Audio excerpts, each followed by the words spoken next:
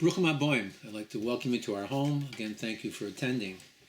Again, we're in the series dealing with the Shmona Esrei with the Amidah. Again, this will be the 17th lecture. So this week on My Thoughts, we will continue with our in-depth discussion of the Amidah, also known as the Shmona Esrei, with the 16th blessing of the prayer. This is also the 13th of the 13 personal requests that we offer to God Almighty daily, except on the Shabbat and the Yom Tovim.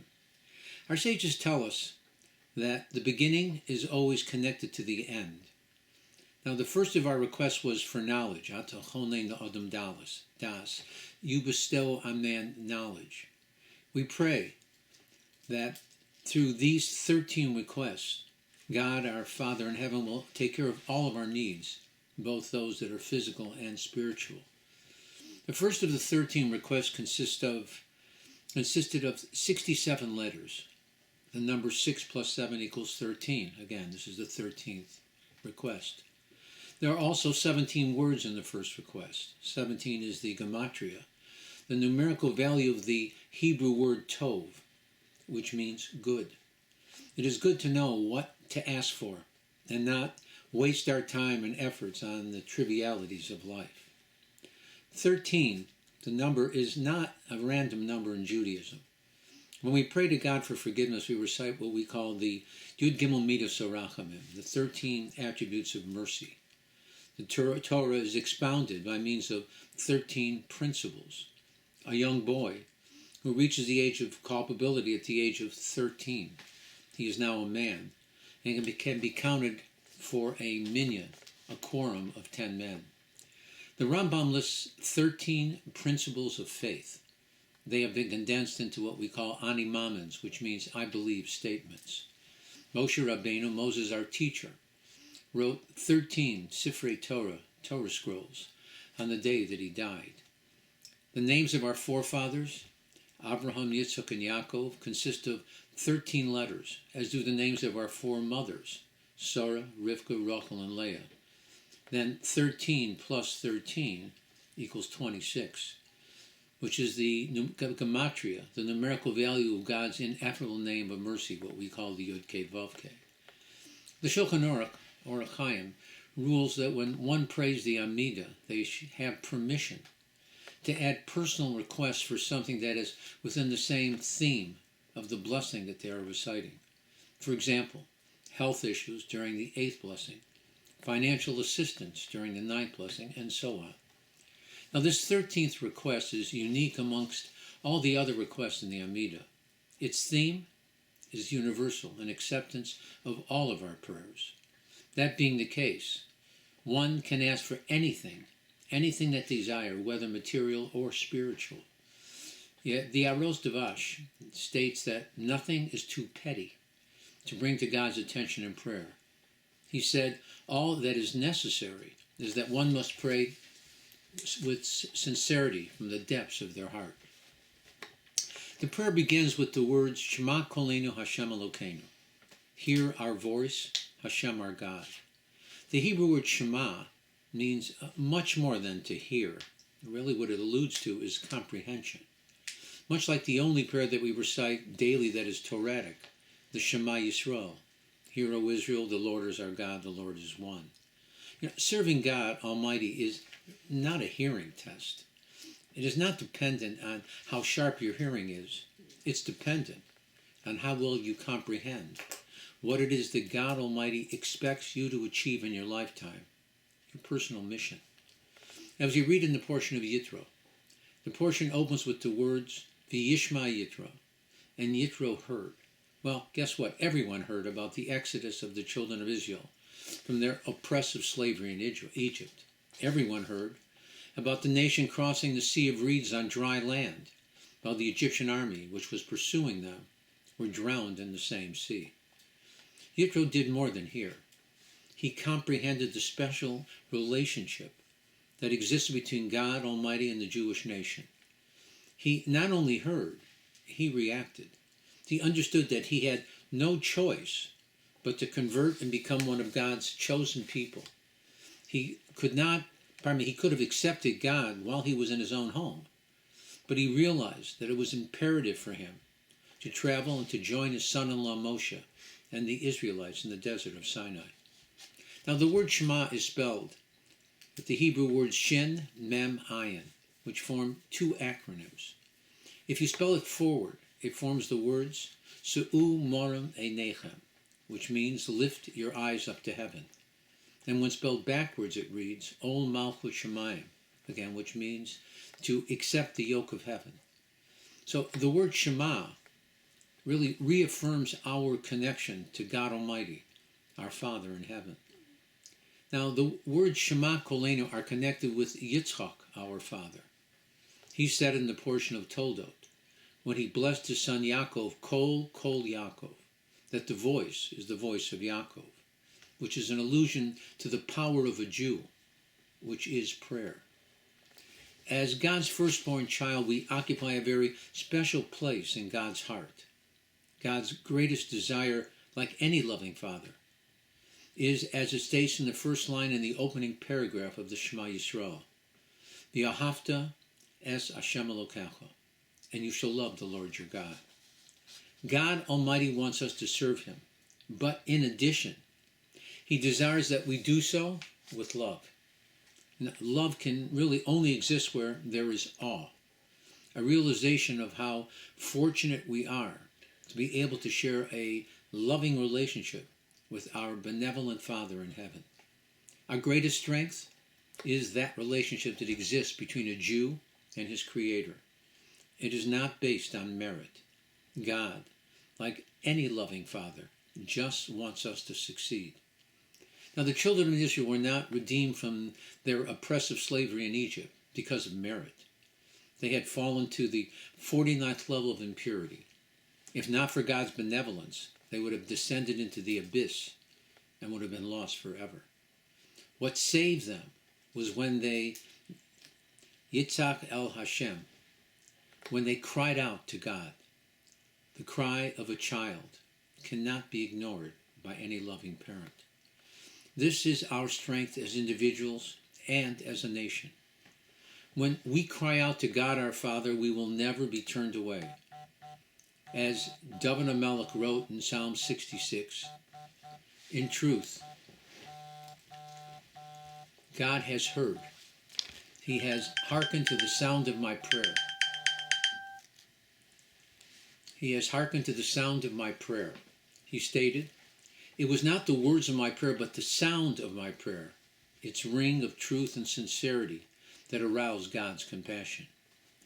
The Talmud in the Tractate above Matthias states that since the day that the temple was destroyed, all the gates of prayer are locked. However, the gates of tears are never locked. As it states in Psalm 39, to my tears do not be mute. The Eros Derosh observes that the letters in the Hebrew word Amidah are the same letters as the Hebrew words in the word Dim'ah, which means tears. An allusion that the truest form of prayer is tears.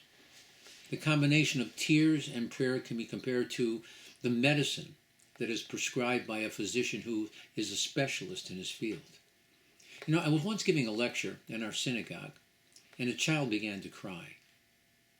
Only one woman got up out of her seat and answered the sound of distress. A mother knows the cry of her child. So too with our relationship with God, our Father in heaven. When we cry out to him, well, he reacts much like this mother. However, that is the case only if God is familiar with our voice. If we only call out to him on rare occasions, well, then he may not recognize who it is that is crying out to him, and he may not answer the call. The word Shema, spelled again Shin Mem Ayin, is also an acronym for the three prayers that we recite daily. Shacharit, the morning prayer, Mincha, the afternoon prayer, and Arvit, the evening prayer. 3 times each and every day we beseech our Father in heaven to lead us through this minefield, well, that we call life. We acknowledge that without his constant guidance and inspiration, we could never succeed. The prayer relates to both the names of God Hashem and Elokeinu. The name Hashem alludes to God in his capacity of mercy, and the name Elokeinu alludes to God in his capacity of strict justice. We beseech God to answer our prayers initially on the level of mercy, and then even on the level of justice, since the sincere cry of a child can turn all of God's attributes into mercy. The prayer continues with the words of Harachamon Rachem Aleinu. Merciful Father, have compassion upon us. Now the words Rachamon and Rachem are both connected to the Hebrew word Rechem, which means womb. So we are reminding God that he is our Father in heaven and that we are his children. The love of a father is always filled with compassion towards his children, no matter how far they have strayed. We continue with this theme, and we say, V'kabel b'rachamim v'ratzon es tefilosenu, and accept our prayers in mercy and favor. Though we may not deserve it, still we ask him to accept our unspoken cries in addition to the words that we recite in our prayers, not begrudgingly, but for him to do so with the mercy and favor of a benevolent, loving Father. Now the Shulchan Aruch Chaim states that while reciting these words, one should feel that they are totally unworthy, and that all they can do is to cast themselves upon God's mercy. Kikel Shemeh Tefilos V'Sachanu Nimata. For you are God who hears our prayers and supplications. We can be certain that any prayer that we offer before you will be heard, and that you will comprehend the deepest meaning of our prayer, even those words that are unspoken. Our King, do not turn us away empty-handed from before you. That we can be confident that not only in your capacity as our Father, but even as in your capacity as our King, that you will always attempt to bestow upon us all that we need, with little to no regret to our disobedience. At this point in the prayer, there are those people who have the custom of cupping their hands together, like a poor man begging for some assistance. Ki ato shemeh tefilas kol peh. For you hear the prayers of everyone who turns to you for assistance. Well, Jew and Gentile alike.